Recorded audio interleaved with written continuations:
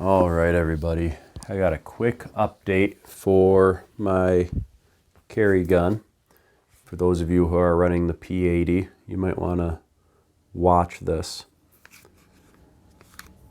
During my dry fire yesterday, it failed to, well, the trigger basically failed. It would not pull anymore. I don't know if you can see here, but the trigger safety overextended. And because of that, the trigger safety hits the frame even when you press on the trigger. Sometimes it will correct itself and fall back into the correct position, but like the first time it happened, I was pulling on the trigger with all my might and I could not get it to pull. So it's definitely not supposed to happen. I took it to the dealer that I bought it from because P80's email on their manual and their phone number on their manual are not working. I haven't tried the form on their website yet.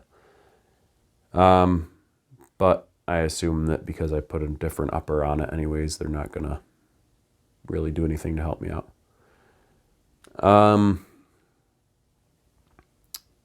It seems like it's the added weight and maybe recoil strength of the recoil spring from the dagger upper. The lower is complete P80, PFC9. It's one of their complete guns that they manufacture and sell that are serialized and everything. The upper is all Palmetto dagger, complete upper. It was just cut for the 509.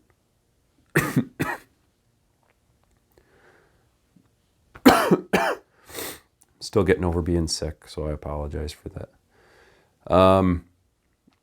It seems like it's the added force of the recoil impulse from that, because I can get it to, I'm not going to just cycle it over and over again in front of the mic, but I can get it to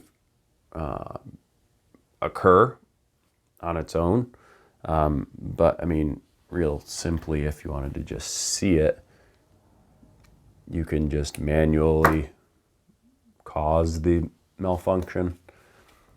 And yeah, what happens is you go to pull the trigger and safety hits the frame and you cannot pull the trigger until it kind of skips off the frame like that. So that's concerning because obviously it could interfere with the firearm working if it needed to. And I assume that this is not supposed to be the allowable travel of the safety.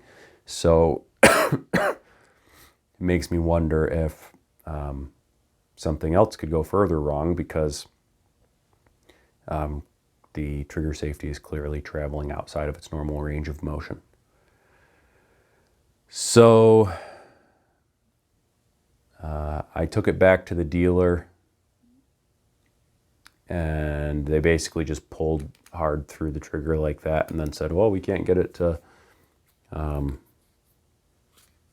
show up again, so we don't know what to tell you. And I had the P80 slide on it at the time. I'm going to try again here in a minute with the P80 slide and see if I can get it to reoccur in that configuration as well. But basically I'll just end up going with a different trigger because this is supposed to be an EDC gun and it's supposed to work when it needs to work.